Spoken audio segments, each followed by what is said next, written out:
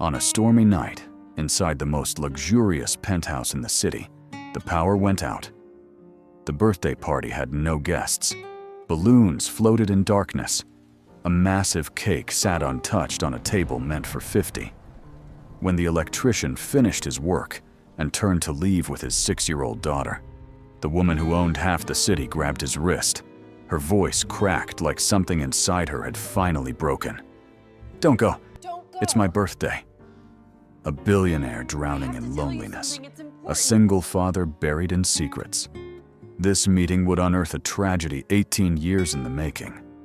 Carter Hayes had not planned to bring his daughter to work that night, but the babysitter called in sick at the last minute, and the emergency dispatch from Sterling Corporation paid triple the usual rate.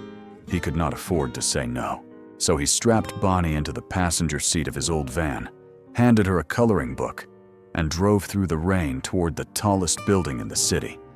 The penthouse occupied the entire top floor. When the service elevator opened, Carter found himself standing in a space larger than any apartment he had ever lived in. Floor-to-ceiling windows revealed the storm outside, lightning splitting the sky every few seconds. The furniture looked like it belonged in a museum. Crystal chandeliers hung dark from the ceiling, and dozens of balloons drifted aimlessly through the room, their ribbons trailing across marble floors. Bonnie tugged at his hand, her eyes wide. She pointed at a long table covered in white linen, where an enormous birthday cake sat surrounded by place settings for at least 50 guests. Champagne glasses stood empty. Napkins remained folded into perfect swans. Not a single chair had been pulled out. "Daddy, whose birthday is it?" Bonnie whispered. Before Carter could answer, a voice cut through the darkness. "The breaker panel is in the utility room. Down the hall, second door, on your left." The voice was cold, clipped, the kind of voice accustomed to giving orders and having them followed without question. Carter turned and saw her standing by the windows, silhouetted against the storm. Vivien Sterling. He recognized her immediately, though they had never met. Everyone in the city knew her face. 36 years old, CEO of Sterling Corporation, one of the wealthiest and most powerful women in the country. The tabloids called her the Ice Queen. Looking at her now, standing alone in her dark penthouse on her birthday, Carter understood why. He nodded and led Bonnie down the hall, keeping his expression neutral. His hands were steady as he opened the breaker panel, but his heart pounded against his ribs. Sterling. Of all the buildings in the city, of all the emergencies he could have been called to, it had to be here. It had to be her. He had spent 18 years trying to forget that name, and now fate had dragged him right back to its doorstep. The problem was simple: a tripped breaker, likely from the storm surge. Carter reset the system, and the lights flickered back on throughout the penthouse. The chandeliers sparkled to life. Music began playing softly from hidden speakers, some classical piece meant for a party that would never happen. When Carter returned to the main room, he found Vivien exactly where he had left her. She had not moved to greet any arriving guests. She had not checked her phone. She simply stood there, staring at the cake as if it were a coffin. Bonnie, who had been holding Carter's hand, suddenly pulled free and walked toward the table. Carter tried to grab her, but she was already standing in front of the cake, her small face illuminated by the glow of 36 unlit candles. "Miss, why is nobody at your party?" Bonnie asked, her voice carrying the innocent cruelty that only children possess. "Did you forget to invite them?" Carter's stomach dropped. He moved quickly toward his daughter, an apology already forming on his lips. But Vivien's reaction stopped him cold. The Ice Queen's mask cracked, her shoulders trembled. Her hands, which had been clasped behind her back, fell to her sides.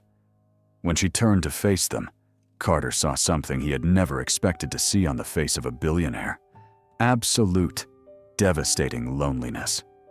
"They all canceled," Vivien said, her voice barely above a whisper. "Every single one of them. The board had an emergency meeting. My business partners had scheduling conflicts. My assistant's mother suddenly fell ill. A bitter smile crossed her face. Funny how that works. 50 people, and not one of them could make it. Carter knew he should leave. The job was done. He had no business standing in a billionaire's penthouse, listening to her talk about her empty birthday party. But something in her eyes held him there, something familiar. He had seen that same look in the mirror 18 years ago, when the world had turned its back on him and left him to drown.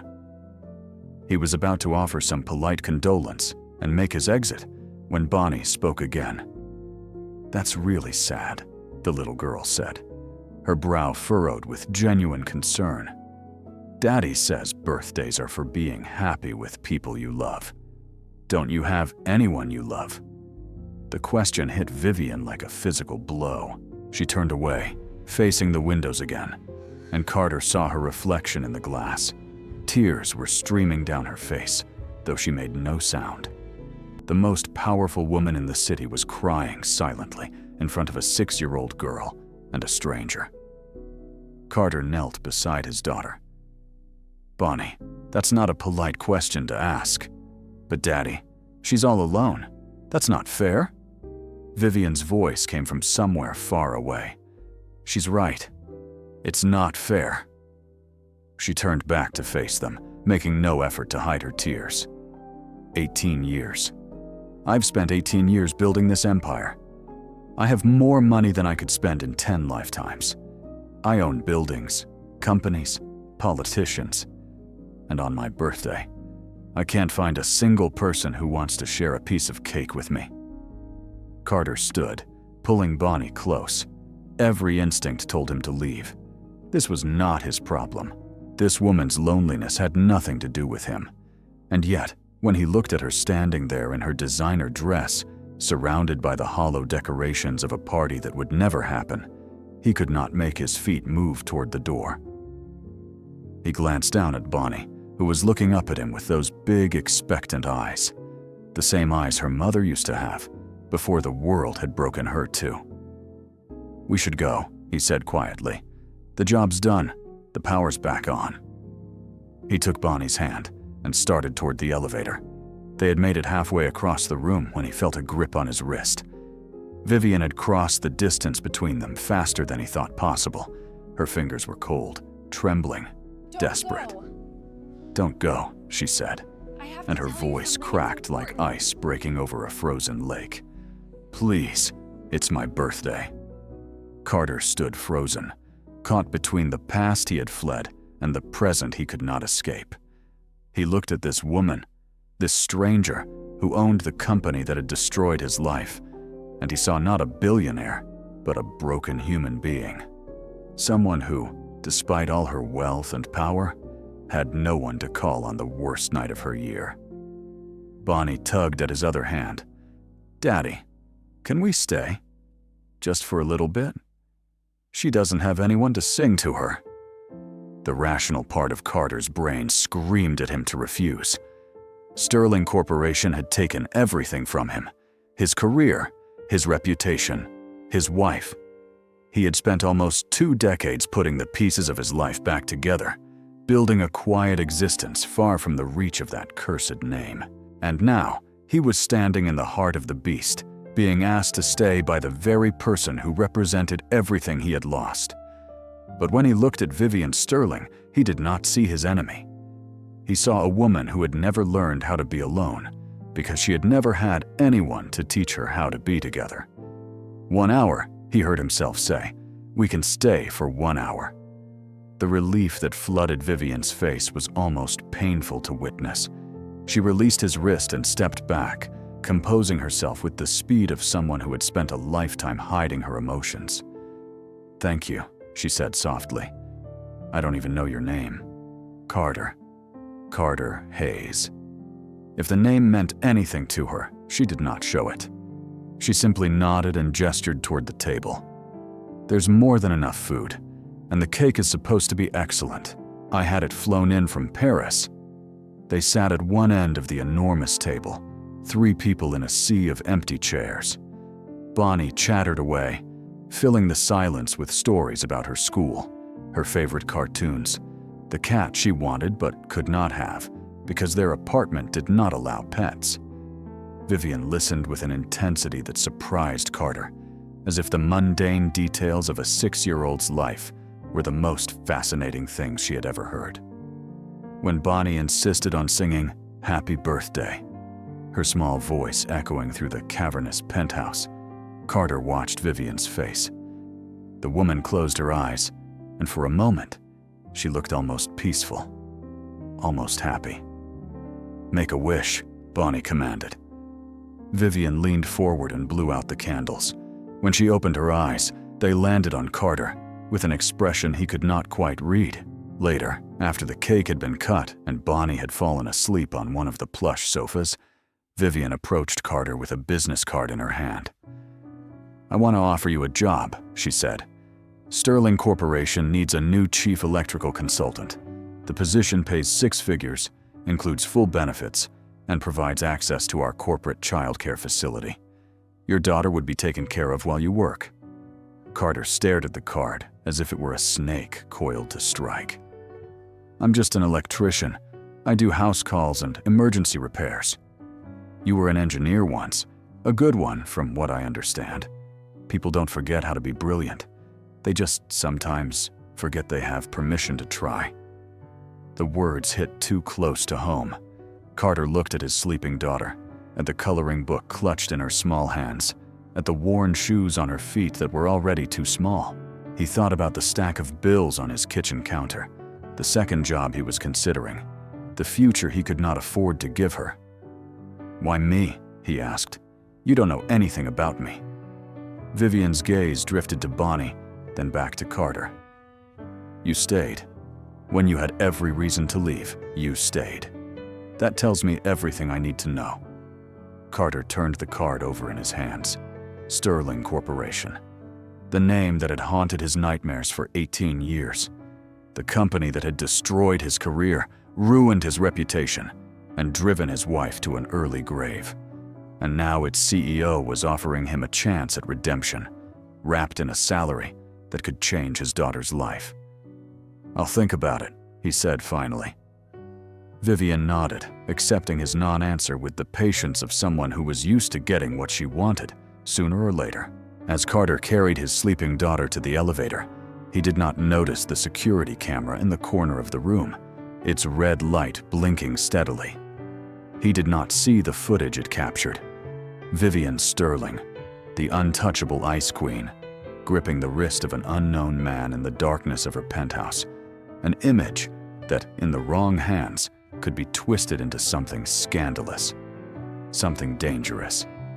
He did not know that someone was already watching. Carter accepted the job 3 days later. He told himself it was for Bonnie, for the corporate daycare and the health insurance, and the salary that would finally let them move out of their cramped apartment. He told himself that 18 years was long enough to hold a grudge, that the people who had destroyed his life were probably long gone from Sterling Corporation. He told himself many things, and most of them were lies. The truth was simpler and more complicated. When Vivien Sterling had looked at him with those broken eyes, Carter had seen something he recognized. A survivor. Someone who had learned to build walls so high that no one could see the ruins inside. He had spent almost 2 decades hiding from his past, and in one stormy night, he had come face to face with another person doing exactly the same thing. His first week at Sterling Corporation passed without incident.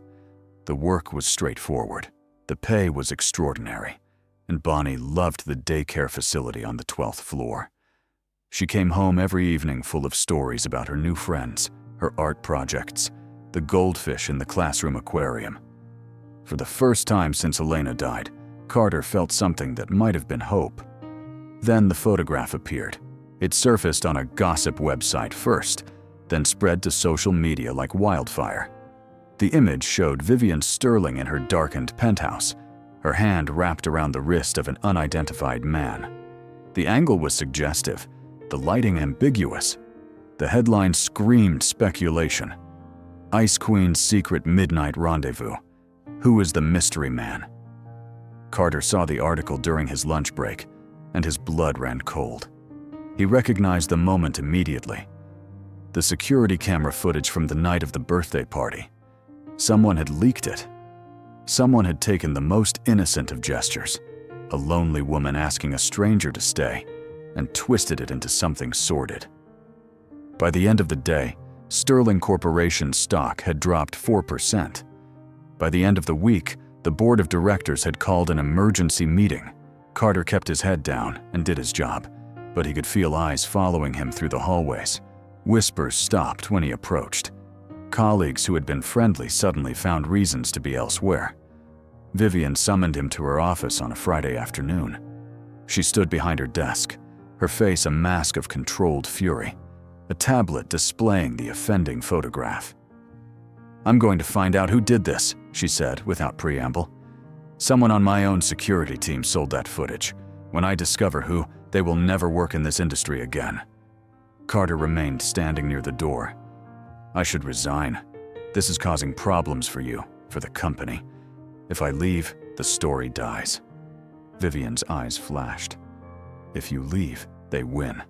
Whoever orchestrated this leak wanted exactly that reaction. They want me isolated, vulnerable, easy to control." She set down the tablet and walked around her desk, stopping a few feet from Carter. "I don't know who you were before you became an electrician, Carter Hayes, but I know you're not a man who runs from a fight. I saw it in your eyes that night." He wanted to tell her the truth. He wanted to explain that he had already fought this battle once, 18 years ago, and he had lost everything: his career, his reputation, his wife. He wanted to tell her that Sterling Corporation was not just his employer, but his executioner, the institution that had destroyed his life and buried the evidence. Instead, he said nothing. The attacks escalated over the following weeks. More photographs leaked. Edited clips of security footage appeared online, taken out of context, twisted to imply a relationship that did not exist. Anonymous sources gave interviews to tabloids, describing a torrid affair between the Billionaire CEO and her new electrical consultant. Carter's face became recognizable. Strangers pointed at him on the street. Other parents at Bonnie's old school whispered when he dropped her off at daycare. Through it all, Vivien fought back with the ferocity of someone who had been underestimated her entire life. She hired investigators. She threatened lawsuits. She gave press conferences denying the rumors and defending her professional relationship with Carter. But the damage was done. The board of directors began circling like sharks, smelling blood. It was during one of those board meetings that Vivien discovered the truth. She had been digging through old files, searching for the source of the leak, when she stumbled across a folder marked "Birthday Incident, 18 years prior." Inside were documents she had never seen before: police reports, internal memos, a series of emails between her father and a man named Corbin Hale, the current vice chairman of the board. The emails discussed a fire that had occurred at Vivien's 18th birthday party, a fire that had killed 7 people, including Vivien's older sister, Matilda, a fire that had been officially blamed on faulty electrical wiring and the negligence of a young engineer named Carter Hayes. Vivien read the emails 3 times before their meaning fully registered. The young engineer had not been negligent. He had submitted a report 3 weeks before the party, warning that the electrical system at the venue was dangerously outdated. He had recommended immediate repairs. He had begged his supervisors to postpone the event until the work could be completed. His supervisors had ignored him. They had buried his report to save money and meet the deadline for the CEO's daughter's birthday celebration. And when the fire broke out, when Matilda Sterling died trying to pull her younger sister from the flames, they had needed someone to blame. They had chosen the one person who had tried to prevent the tragedy. Carter Hayes had lost his engineering license. He had been blacklisted from the industry. His pregnant wife, Elena, had watched their savings drain away on legal fees, their friends disappear, their future crumble to ash. The stress had broken something inside her. 4 years later, when their daughter Bonnie was only 2, Elena had taken her own life. Vivien sat alone in her office, as the weight of the revelation crushed down upon her. The man who had stayed with her on her birthday, who had let his daughter sing to her, who had accepted a job at the company that had destroyed him, was the victim of a crime her own family had committed. Matilda had died because of corporate greed and cowardice. Elena had died because of the cover-up that followed. And the architect of that cover-up, Corbin Hale, was currently sitting in a boardroom down the hall, plotting to take control of her company. She found Carter in the electrical systems room on the basement level, running diagnostics on a panel that didn't need diagnosing. He looked up when she entered, and she saw in his eyes that he already knew why she had come. "You knew," Vivien said, her voice barely steady. "You knew who I was the moment you saw me." Carter set down his tools. "Sterling is not a name I could ever forget." "Then why did you stay? Why did you take this job? You could have walked away that night and never looked back." He considered the question for a long moment. "Because when I looked at you standing in that empty room, I didn't see the daughter of the man who ruined my life. I saw someone who was drowning, someone who had no one to throw her a rope." His jaw tightened. "I've been drowning for 18 years. I know what it looks like." Vivien moved closer, stopping an arm's length away. "Corbin Hale. He's the one who buried your report. He's the one who made you the scapegoat. And now he's trying to use this scandal to push me out and take over the company." Carter's expression did not change. "I know." "You know? How long have you known?" "Since the beginning. Since I first saw his name on the board of directors list." He met her gaze without flinching. "I came here to watch, to see if Sterling Corporation had changed, or if it was still the same monster that devoured my family. I wasn't planning to do anything. I just wanted to see." Vivien absorbed this information in silence. She thought about her sister, who had been the only person in her cold, ambitious family who had ever shown her genuine love. She thought about Matilda's laughter, her terrible singing voice, the way she used to sneak into Vivien's room after their father's angry outbursts and hold her until she stopped shaking. She thought about the fire, the smoke, Matilda's hands pulling her toward the exit before the ceiling collapsed. "He killed my sister," Vivien said quietly. "He killed your wife, and he's still here, still profiting, still pretending to be a respectable businessman." Carter nodded slowly. "What are you going to do about it?" Before Vivien could answer, her phone buzzed with an urgent notification. An emergency board meeting had been called for the following morning. The agenda contained a single item, a vote of no confidence in the current CEO. Corbin Hale moved faster than either of them had anticipated. Within 48 hours, he had assembled a coalition of board members, each armed with carefully curated evidence of Vivien's alleged misconduct. The leaked photographs were just the beginning. There were reports questioning her mental stability, citing therapy sessions she had attended after Matilda's death. There were financial documents suggesting improper use of company funds, all of them fabricated, but convincing enough to raise doubts.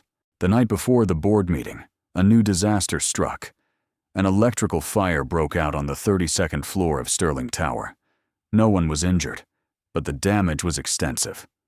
Security footage showed Carter Hayes entering the floor shortly before the fire began. The footage was doctored. Carter had been nowhere near the 32nd floor that evening, but it did not matter. Within hours, police arrived at his apartment to question him about suspected corporate sabotage.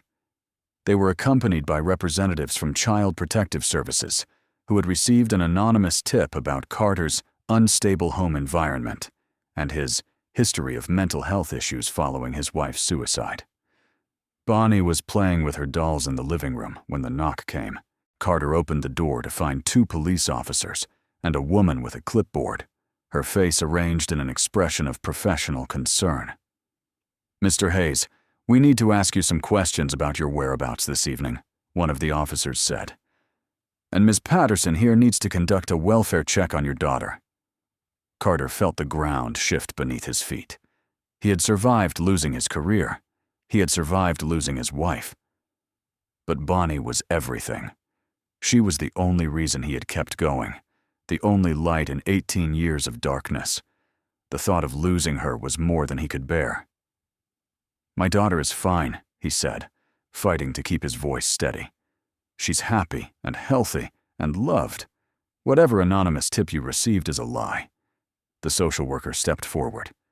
"Mr. Hayes, I understand this is difficult, but given the serious nature of the allegations, we're required to conduct an assessment. It would be best for everyone if you cooperated." From behind him, Carter heard Bonnie's small voice. "Daddy, who are those people?" He turned to see his daughter standing in the hallway, clutching her favorite stuffed rabbit, her eyes wide with confusion and the first stirrings of fear. "It's okay, sweetheart," he said, though nothing was okay, though his entire world was collapsing for the second time. "These people just need to ask Daddy some questions." The assessment took 3 hours. The social worker interviewed Bonnie separately, asking questions designed to uncover signs of neglect or abuse. Carter sat in his kitchen, answering the same questions over and over, providing alibis and documentation, watching his modest apartment through the eyes of people who had already decided he was guilty. When they finally left, with promises to return and complete their investigation, Bonnie climbed into Carter's lap and wrapped her arms around his neck. "Daddy, am I going to have to go away?" she asked, her voice trembling. Carter held her tight, burying his face in her hair. "No, baby. I'm never going to let anyone take you away from me." But even as he spoke the words, he knew he might not be able to keep that promise. Corbin Hale had resources and connections that Carter could not match. If the man was willing to fabricate evidence of corporate sabotage, he would certainly be willing to fabricate evidence of parental unfitness. The next morning, Carter made a decision. He drove to Sterling Tower before dawn and left an envelope on Vivien's desk. Inside was his resignation letter. She found him in the lobby, waiting for the elevator that would take him down to the parking garage and out of her life forever. "You can't leave," Vivien said, the envelope crumpled in her hand. "Not now. Not when we're so close to exposing him." Carter turned to face her. "They're trying to take my daughter. Do you understand that? They're going to claim I'm an unfit parent and put her in foster care. I can't let that happen. I won't. If you run now, they'll use it as proof of guilt. They'll say you fled because you had something to hide. I don't care what they say about me. I only care about Bonnie." Vivien stepped closer, lowering her voice. "I can protect you. I have lawyers, resources, investigators. We can fight this together." Carter shook his head, and the weariness in his expression was bottomless. "I already fought this war once, 18 years ago. I lost my career. I lost my reputation. I lost my wife." His voice cracked on the final word.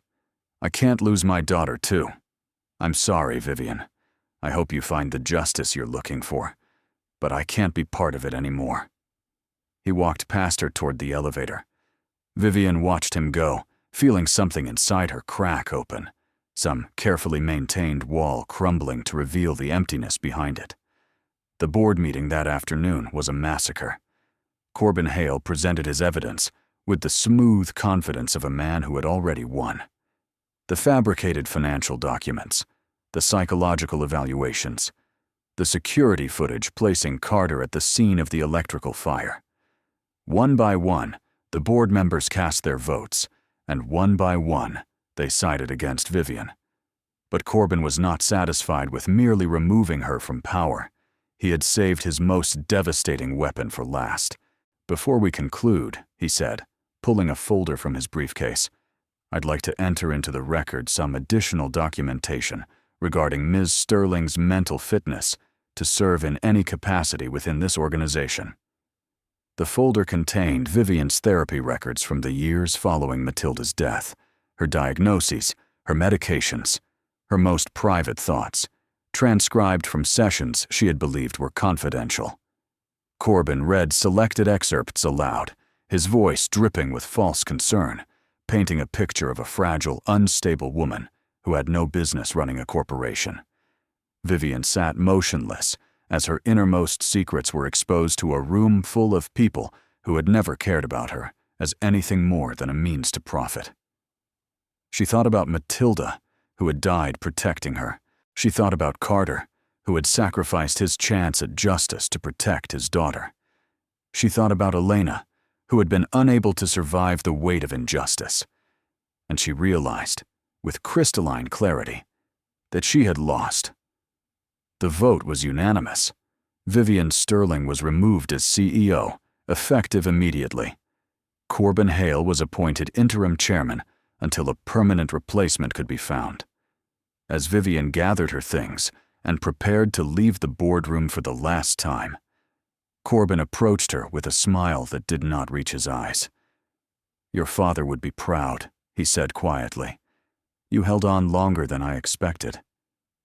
Vivien looked at him, at this man who had killed her sister and destroyed innocent lives and built his empire on lies and corpses. "This isn't over," she said. Corbin's smile widened. "Yes, it is. You just don't know it yet." The night before her final chance to address the board, Vivien drove to Carter's apartment.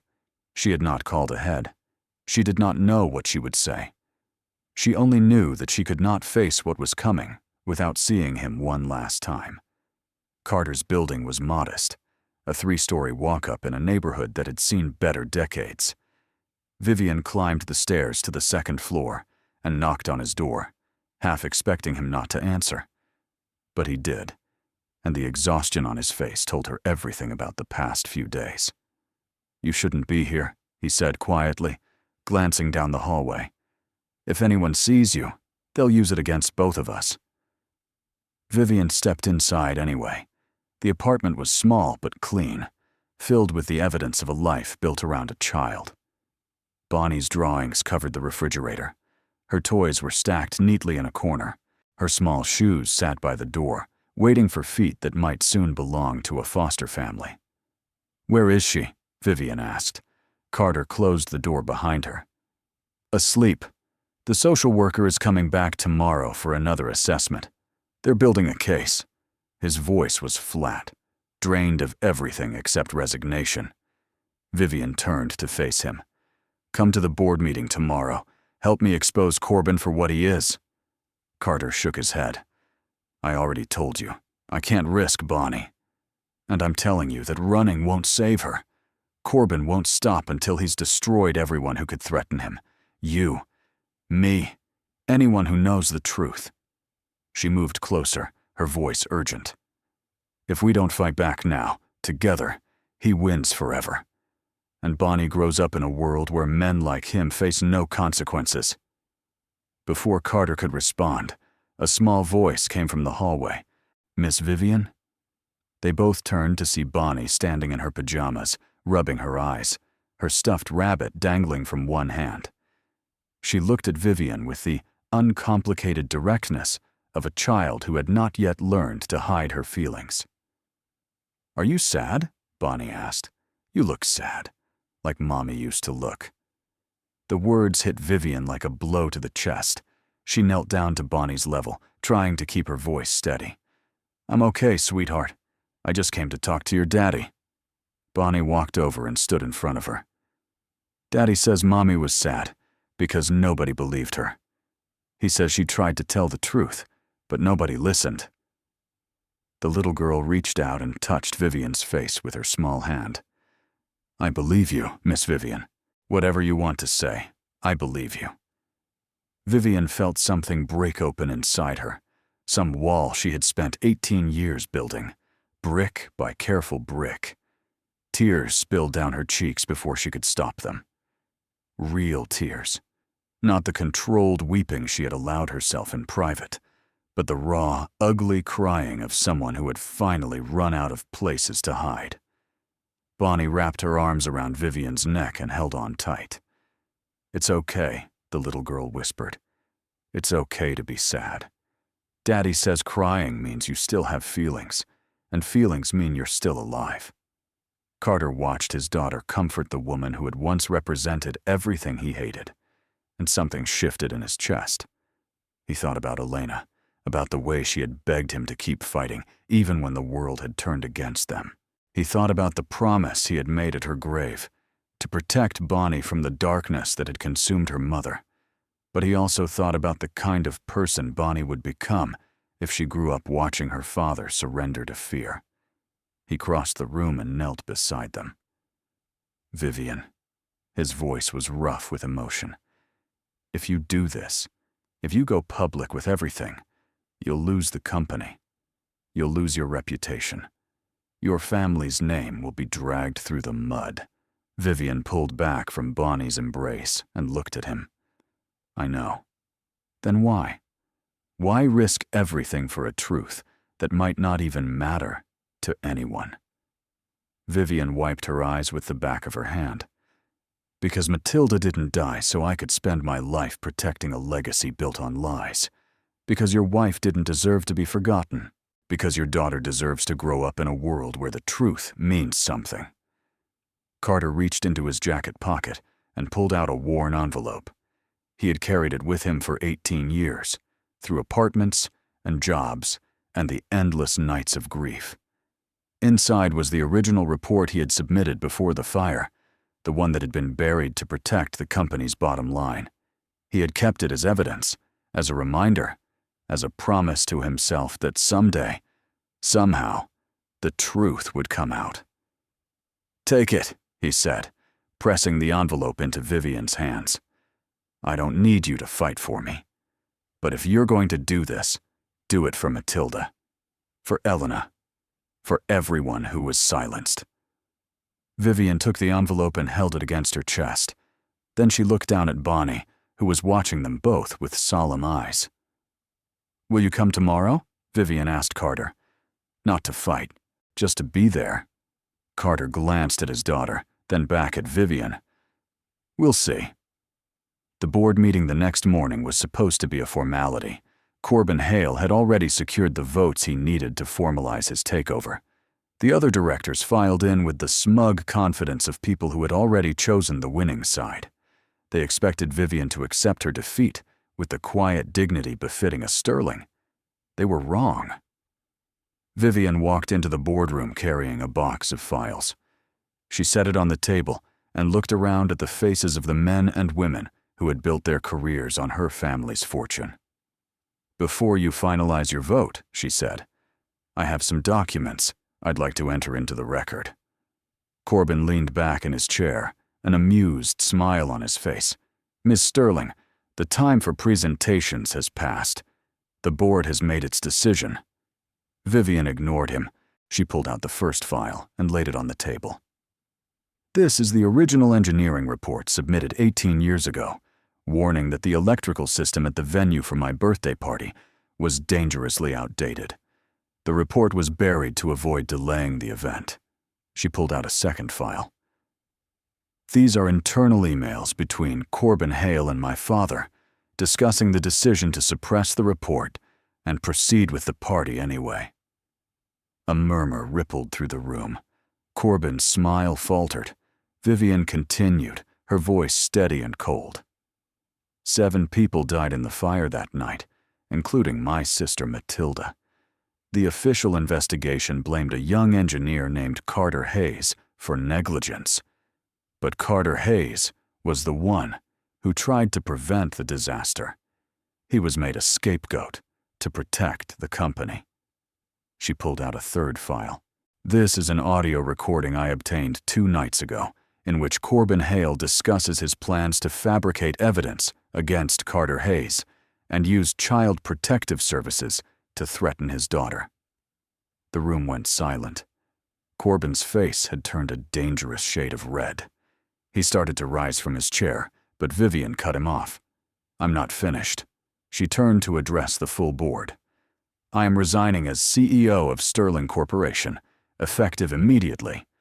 But before I go, I am filing a formal complaint with the SEC, the FBI, and every regulatory agency with jurisdiction over this company. I am also releasing all of these documents to the press. Corbin slammed his hand on the table. You're bluffing. You would never destroy your own family's legacy. Vivien looked at him, and for the first time there was no fear in her eyes. My family's legacy was built on the bodies of innocent people. Matilda deserved better. Carter Hayes deserved better. His wife Elena deserved better. I'm not destroying the legacy. I'm setting it free. The doors at the back of the room opened, and Carter walked in. Bonnie was not with him. He had left her with a trusted neighbor, unwilling to expose her to the violence of this final confrontation. But he was there, standing tall, meeting Corbin's eyes for the first time in 18 years. You remember me, Carter said quietly.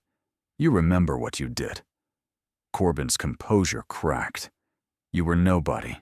You were a convenient solution to an inconvenient problem. I was a husband, a father, a man who tried to do the right thing. Carter's voice did not waver. And you took everything from me because it was easier than admitting your own mistakes. 2 security guards entered the room, followed by a woman in a dark suit who identified herself as a federal investigator. Corbin was escorted out of the boardroom, his protests echoing down the hallway until the elevator doors closed behind him. The aftermath unfolded over the following months. The investigation confirmed everything Vivien had alleged. Corbin Hale was arrested and charged with fraud, obstruction of justice, and conspiracy. Several other board members resigned in disgrace. Sterling Corporation's stock plummeted, then slowly began to recover as new leadership committed to transparency and accountability.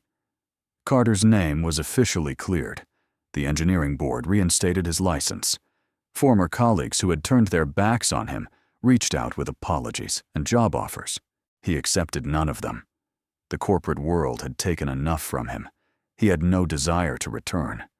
Instead, he continued working as an electrician, but now he also served as a technical advisor for the Matilda Sterling Foundation, a nonprofit Vivien established using her personal fortune. The foundation focused on workplace safety, legal support for whistleblowers, and protection for victims of corporate abuse. It was everything Matilda would have wanted, a legacy of justice rather than wealth. On a quiet Sunday afternoon, Carter drove to the cemetery where Elena was buried. He knelt beside her headstone and placed a small bouquet of wildflowers on the grass. It took 18 years, he said softly. But they finally know the truth. They know you were right to believe in me. They know I tried. He touched the cold stone with his fingertips. I'm sorry it took so long. I'm sorry you couldn't see it. He stayed there for a long time, letting the silence wash over him, feeling something that might have been peace. 1 year later, on Vivien's birthday, there was no penthouse party, no catered food or champagne or 50 empty chairs. Instead, there was a small apartment on the 2nd floor of a modest building, filled with laughter and the smell of homemade cake. Bonnie had insisted on baking the cake herself, with Carter's help. It was lopsided, the frosting uneven, decorated with a wobbly star made of yellow icing. It was the most beautiful cake Vivien had ever seen. "Make a wish, Miss Vivie," Bonnie commanded, her face glowing in the candlelight. Vivien looked at the little girl who had shown her what it meant to be believed. She looked at Carter, who had taught her that courage sometimes meant walking away, and sometimes meant coming back. She thought about Matilda, who had given her life so Vivien could have a future. She thought about Elena, whose memory would never be forgotten. "I don't need to make a wish," Vivien said, her voice thick with emotion. "Everything I need is already here." She blew out the candles, and Bonnie cheered. Carter cut the cake and served slices onto mismatched plates. They ate with plastic forks, sitting on the floor because there weren't enough chairs, and it was the happiest Vivien had been in 18 years. Later, after Bonnie had fallen asleep on the couch with frosting still on her cheek, Carter and Vivien stood by the window, looking out at the city lights. "Thank you," Vivien said quietly, "for staying." That night, and every night since. Carter turned to look at her. Thank you for fighting. For Matilda. For Elena. For all of us. He reached out and took her hand, a simple gesture that meant everything. They stood there in comfortable silence, two people who had been broken by the same tragedy and had somehow found their way back to each other. Outside, the city hummed with its endless noise, but inside the small apartment, there was only peace, only hope, only the quiet promise of a future that neither of them had dared to imagine. A family, imperfect but real. A truth, finally spoken. A beginning, at last.